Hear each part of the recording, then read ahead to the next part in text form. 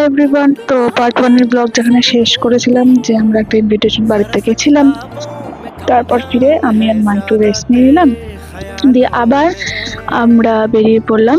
ওই ধরো 3:30 নাগাদ বেরিয়ে পড়লাম ভাইয়ের বার্থডে অ্যাটেন্ড করতে। তো আমার মা বাড়ি চন্দননগর, তো ট্রেনে করে আমরা যাচ্ছি।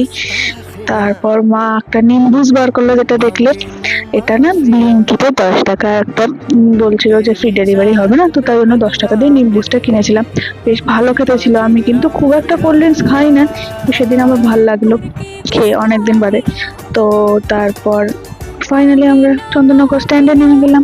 চন্দননগর স্ট্যান্ড আমার ভীষণ পছন্দের জায়গা। ওখানে গেলে আমি একটু ঘুরে দেখি, সে হাতে যতই কম টাইম থাকুক আমি তাও ঘুরে দেখি। তারপর আমি আর মা একটু ঘুরে নিয়ে টোটোতে করে মামা বাড়ি চলে গেলাম। মামা বাড়ি গিয়ে এখানে সবাই মিলে গল্প করছে, সেখানে আমিও যোগদান করলাম। আর বোন ব্লিঙ্কিট থেকে 3 রকমের 3টে কোল্ড ড্রিঙ্কস অর্ডার করেছিল, তো সেগুলো নিয়ে খুব হাসি মজা খুব হলো। একসাথে ফ্যামিলি সবাই একসাথে থাকলে যা হয়, হাসি মজা বিভিন্ন আলোচনা, দারুণ মজা হচ্ছিল। তারপর সন্ধে হয়ে গেল, এখানে তোমাদের একটু আমার মামাবাড়ির ঠাকুর ঘরটাও দেখালাম।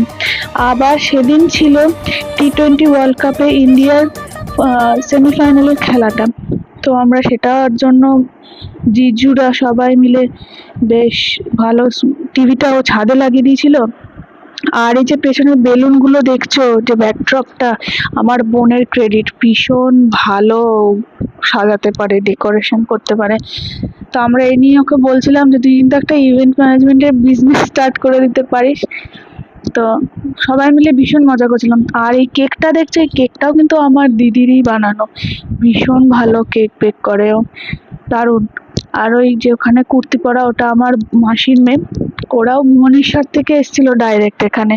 তারপর এখানে কেক কাটা হলো, তার সাথে দেওয়া হলো পায়েস, মামির হাতে বানানো পায়েস।